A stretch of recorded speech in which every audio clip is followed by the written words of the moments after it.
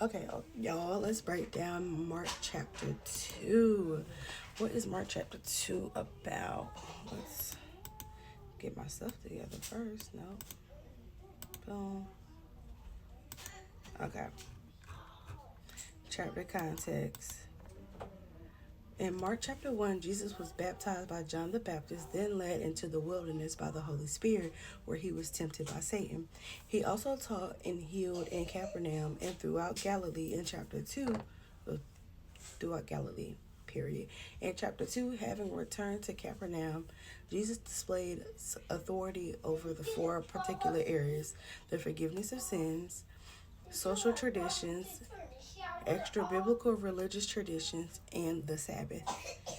In response, the Pharisees' legalistic religious leaders escalate their antagonism toward him, culminating in a direct condemnation of his teachings. This set the scene for Mark 3 and 6, when the religious and national leadership first get the idea to destroy Jesus. They did everything they could to destroy him, but baby couldn't keep him down. Okay. The second chapter of Mark includes four stories of Jesus declaring his authority. To this point, he has revealed his authority over demons, Mark 1 23 through 26, and then 32. Physical disease, Mark 1 24, 34, 40, and 42. And traditional teachers who timidly interpret scriptures according to the teachings of past rabbis, Mark 1 21, and 22. In this chapter, Jesus shows he has authority over sin, public opinion, man-made tradition, and the Sabbath, Mark 3 1 through 6. We'll relay a fifth story again about the Sabbath. In the first story, Mark 2 1 through 11, Jesus publicly forgives a man's sins. This same event is described in Luke 5 17 through 26 and Matthew 9 2 through 8.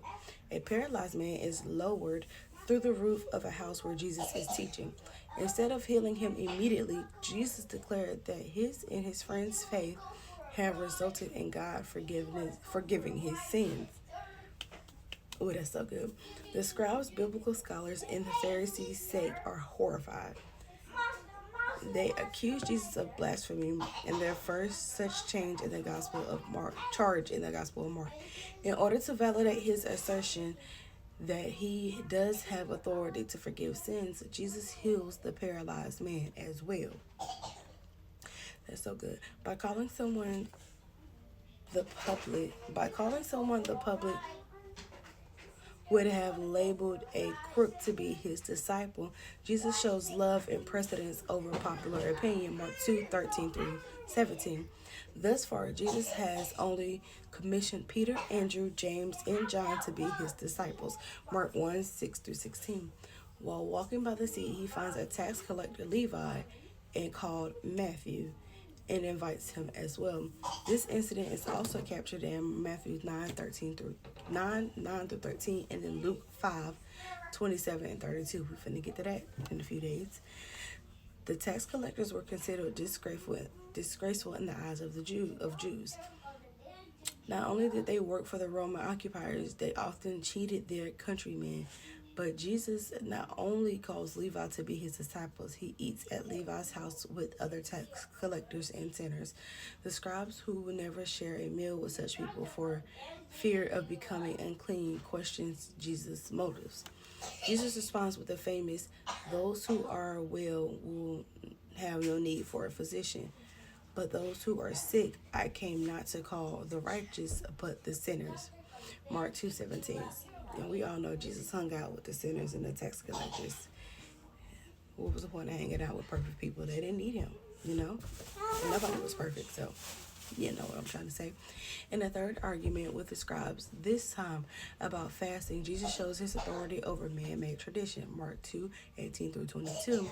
A parallel account of this event is found in both Matthew 9 14 through 17 and Luke 5 33 through 39.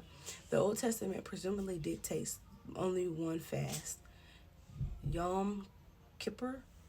Significant events in Jewish history led the nation to voluntarily intake 5 more. In addition, national hardship and personal indication induced people to fast as they felt led. The Pharisees had taken this loose suggestion and made an art form of it. Both they and John the Baptist's disciples fasted regularly. In contrast to Jesus and his disciples who did not. Okay. When questioned about it, Jesus explained that fasting for mourning is inappropriate while he is there. His presence is time for celebration. Okay? He is bringing a new paradigm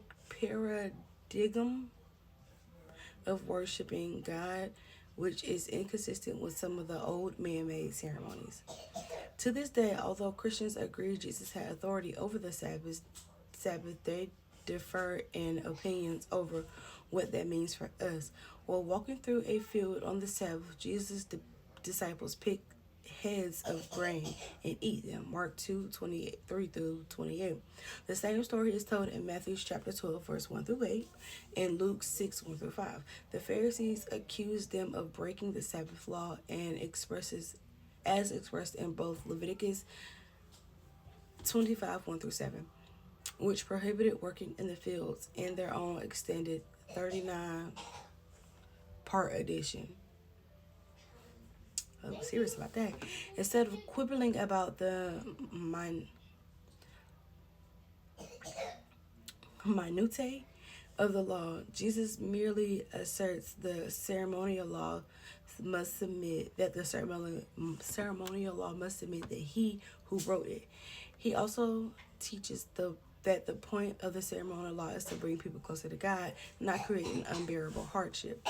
While the people readily accept Jesus' healing and teaching, the Pharisees and the scribes filter everything Jesus does through their ideas about the law.